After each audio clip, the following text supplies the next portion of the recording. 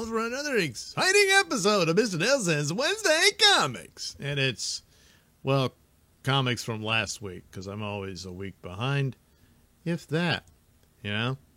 So, Absolute Power ends the event. This one really matters, okay? It does. Oh boy, wouldn't you know it, there was a secret trick that reverses their permanent power loss. So they get their powers back. Yeah. And thank goodness Green Arrow really wasn't a bad guy. No. He and Martian Manhunter realized Amanda Waller was up to no good, and so he had to be the inside man. So Martian Manhunter reorganized his brain to believe that he was, while he was, I guess, subliminally collecting intelligence and figuring out how they could reverse the superpower loss. So there, it was a showdown. So there you go. They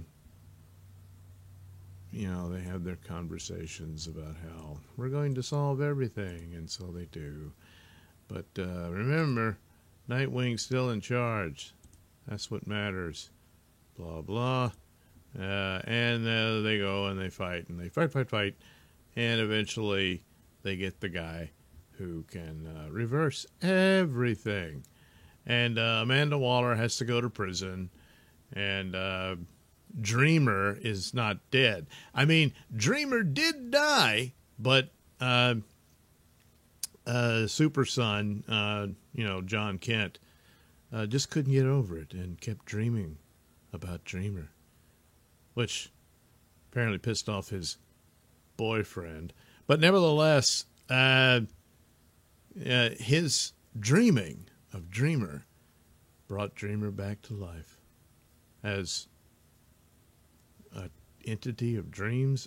I don't know. Anyway, Dreamer gets revenge on Amanda Waller by invading her mind and making her forget all the secrets she knew of the superhero. So she no longer can remember the secret identities of Superman and Batman and all that. Yeah. There's probably a number of violations to that, but nevertheless, well, whatever. She was bad, and that's what you do. So that's how they wrap that up. So there's really no consequences at all from this. Oh, but you'd be wrong. That's right. See, as a result of this, they had to shut off the multiverse from their universe. And, oh boy, well, what are you going to do? And at the cost of Barry Allen's Flash powers. So he's retired, so Wally West can be the Flash now. And Barry Allen's just hung out to dry for the moment. And then other people, well, they got their powers back, but they got someone else's powers. So Plastic Man, I guess, will have to be Phantom Man now because he can be intangible. And Black Canary has heat vision. So none of that's going to last long. So they threw that in the mix. Like, wow, boy, that really did. But the main thing is the multiverse stuff, because eventually, well, not eventually, right into the next special, it leads into the creation of the only other parallel universe they may have access to.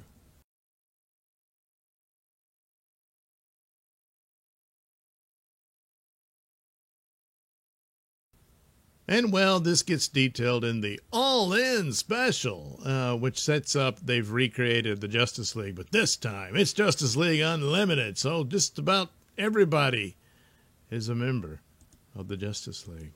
Yeah. So there they are, and they're making these special membership cards you can use so you can teleport into their new satellite headquarters, And, boy, it's all the best alien technologies used to make it. Oh, and also magic. Yeah. So, it's all set up and everything. And you oh, boy, here they are going around recruiting people. But first, a little recap on all the stupid, idiot events they've had. I guess that was Dark Crisis. Can't remember this one. Lazarus, Planet, the stupid Night Terror thing. Oh, God. Beast World was sort of okay. That was kind of fun. Brainiac Queen. And then, of course, Absolute Power. Yay! So now, hey, guys, how about you join the team? And just about everybody's joining Justice League, but, Robot Man says no. And Damian, yeah. But he's Robin now, so of course he'll be around. Anyway, there you go. That's the setup for all that. And eventually they realize, oh, Booster Gold, he's the only guy who can travel to this other brand new universe, which would also have to be millions of years old. But from their vantage point, only just now came into existence. So they're calling it the Elseworld. Oh, as opposed to all the other worlds that were called Elseworlds.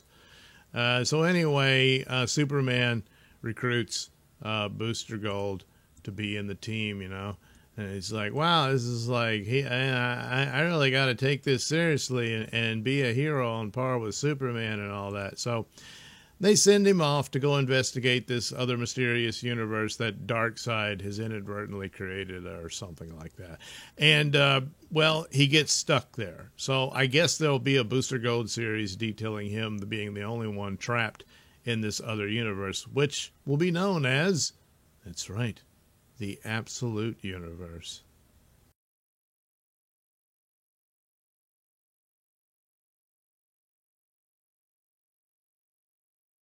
So our first real dive into the Absolute Universe, you only got a little bit of a tease of it in the All-In special, is Absolute Batman. It looks kind of off, doesn't it? Anyway, there he is, and he's all roided up and everything. And then you get a different origin, somewhat, of Bruce Wayne.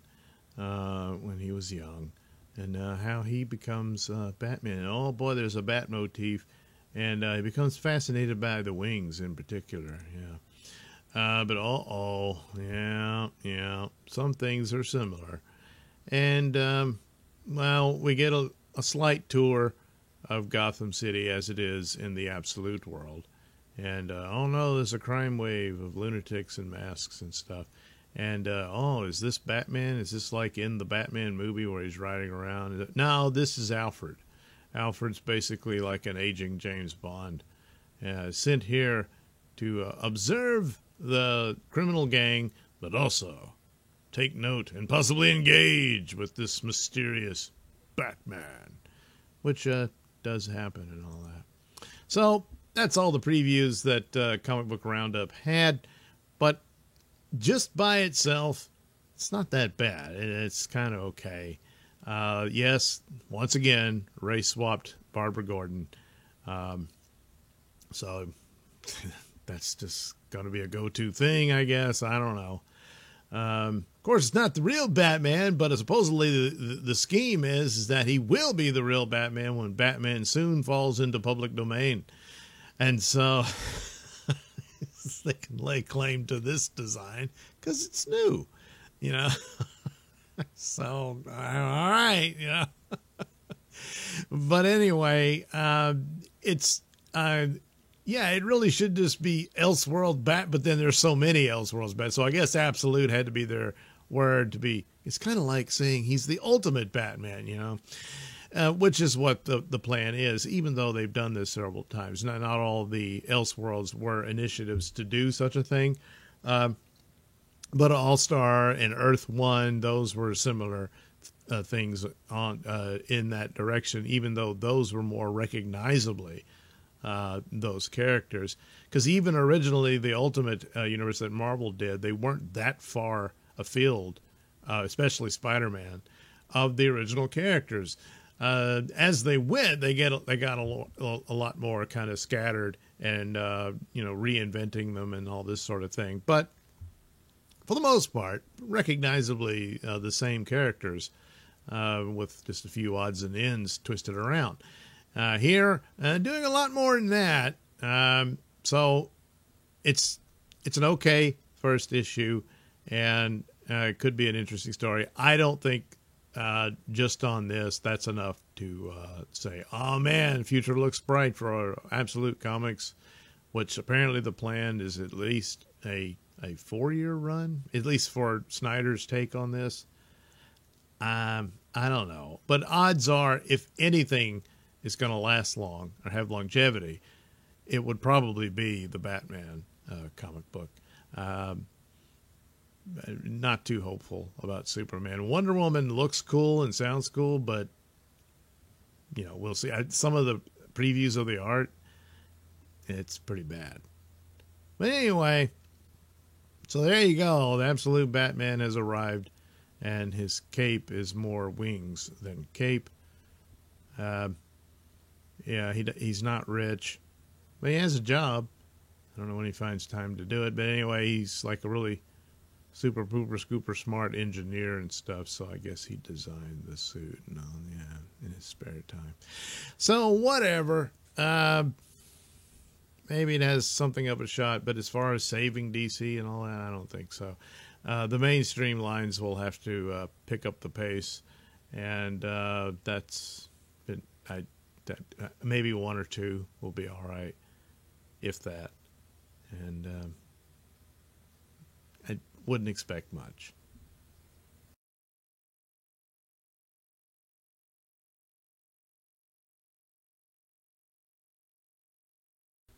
So meanwhile, the first all-in Action Comics, I thought to check it out because in between a doctor's appointment, I stopped by the comic book shop. Been a while since I've mostly been ordering them because I can't get to town these days. But picked this up, and it's kind of interesting. I'm not sure if this is referring to a previous iteration as to what happened to the Phantom Zone projector, and I mean it's cracking as it goes, so I guess someone is messing with the Phantom Zone criminals. But it says original, so the new and improved one doesn't crack. But anyway, someone's escaping. Oh geez, they're getting out. Why, something's a little off or different here. Holy crap! Oh geez! Oh man! Boy, I tell you, if you don't pick the right door to come out of the Phantom Zone, there's going to be problems, it looks like, I guess.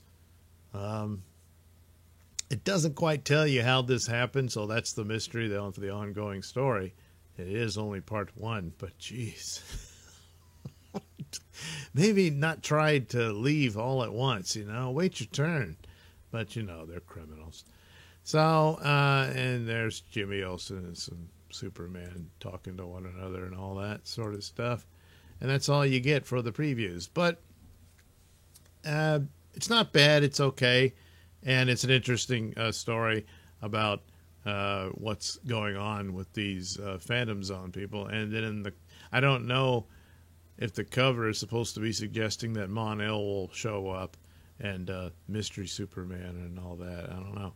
The Supergirl backup story is just a setup for a story, and completely a setup. Oh, she's up to something that's a secret mission. She can't tell the others and all this sort of stuff.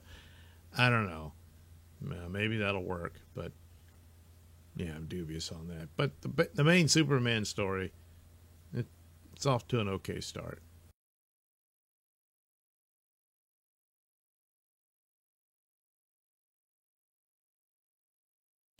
Meanwhile, there's this special that starts Green Lantern, and the rest of the Green Lanterns having to take back the Green Lantern Corps from the United Planets, and that's basically the story that's been weaved through the Green Lantern title. Have been reading the proper one, but they're just Absolute Power tie-ins. It's just getting in the way of his own storyline, which is far superior to the events and everything. So it's a damn shame, but that's the way it goes. So anyway, the gang all comes together. Sinestro's not in it, so that's a bit misleading. But his time will come. So, I forget what this is. But they got ready. Oh yeah, he had to call in Jon Stewart, and if you've been following his war journal, you'll understand what this is about. It's a bit odd. I appreciated it at the time in his own story about it, and it was all very sad. And I thought it would come to a more, character, yet another character defining settlement there of what this is. But then they just said the facsimiles have sentience, and then his ring has his mother's spirit in it, which I don't know. I think it would be the more genuine stories that he has to let go. I mean, she was terribly ill, and that he would have to move on. Meanwhile, his sister had died in childhood, so he makes up this Green Lantern facsimile of his sister, which became sentient. So she's her own entity, and so it's kind of the three of them. But so that's what they're doing with it. But anyway, yeah, he comes into contact with, do they let you know who this is? Yep, it's Kilowog, who we thought was dead, but now, oh no, he's one of the yellow lanterns, all mad and stuff. So, oh boy, this is absolutely horrible. So the fight continues. It's pretty much an all-action comic book, and they take on the United Planets and have quite the battle there. And, Lord Theros, who was the mastermind behind it all, he seemingly meets his end, but he had a contingency plan for it, and so it ends on a cliffhanger. But ultimately, it's a special to set you up for where they're going in the Green Lantern series, which will also, I believe, contain backup stories of Jon Stewart's separate adventures and that sort of thing. So Jerry Adams has proven to be quite the solid writer, and he did really good on The Flash for what he had to deal with, and I think even better on Green Lantern. It's dogged by these stupid events that keep interrupting the Green Lantern overall story. So, but that's what events do. If they were only once in a while, but they're every 5 minutes. So, that's the problem. But anyway, hopefully it'll continue on a good run.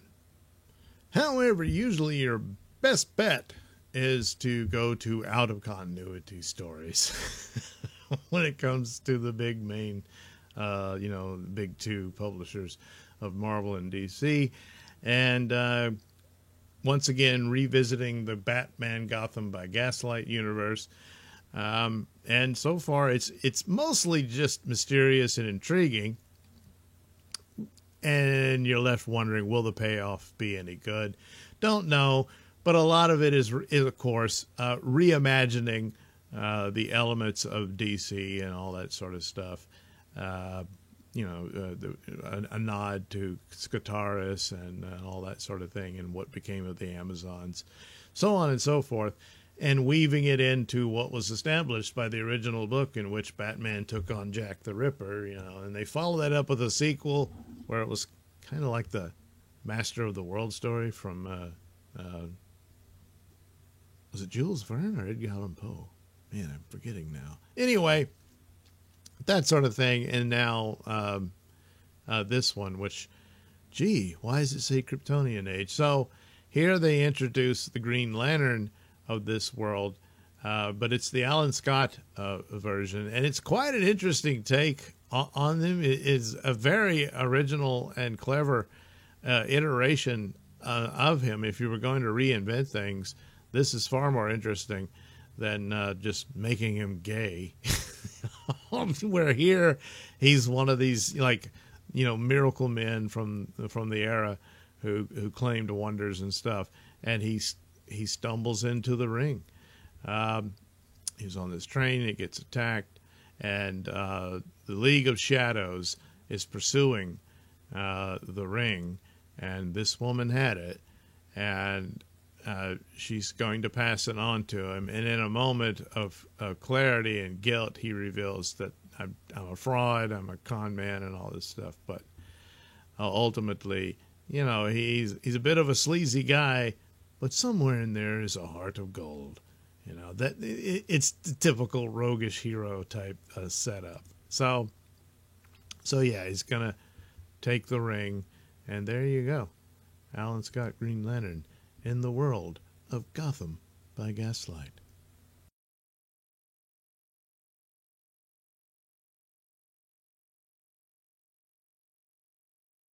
Meanwhile, the one character we've all been waiting to see, Superman, or Super Sheriff, but but this is, you know, it's like, I wonder how they would do it, you know, and all that. And then I don't know if he'll get more of an outfit later, but probably not. I don't know. Good enough, I suppose. But he's the sheriff of Smallville. But first, we get an introduction to Lex Luthor, and it's more of an interesting things of what he's been messing with. And of course, he's an evil bastard. And here we have Victor Stone as introduced in here. So, oh boy, well, he's got all his limbs. He's human looking. What's going on here? Well, a little event hasn't happened yet. But all of this is somehow seemingly connected to Krypton and Luthor wanting to expand his understanding of scientific phenomena and all this sort of stuff, does this. And it looks like must have come in, I'm assuming that's probably Kal-El's ship way back when. And, well, here we get the story of what happened to Luthor's hair in this version. And as a result of this, he's made this fantastic discovery while his assistant or partner ends up frozen for all time in this event that took place in Luthor's laboratory. So it's a lot of intriguing elements that are, you know, strange and whatnot. But you never, you know, little clues here and there give you an idea of where it's going because you know the original stories, but it's still fun figuring it out and all the setup. So things don't go well for Victor Stone, as one might imagine. But, well, that's Lex Luthor for you. So I'm enjoying the series. And, of course, when it comes to the main two, the out-of-continuity stories are the one to go for, which is the advantage an Absolute Universe has, but they got to be good. Absolute Batman is just sort of okay. We'll see where it goes from there. But unlikely that they would start a whole Gaslight universe. But hey, I'd be on board. They all spin out in their own titles. But yeah, I don't guess they would bank everything on that.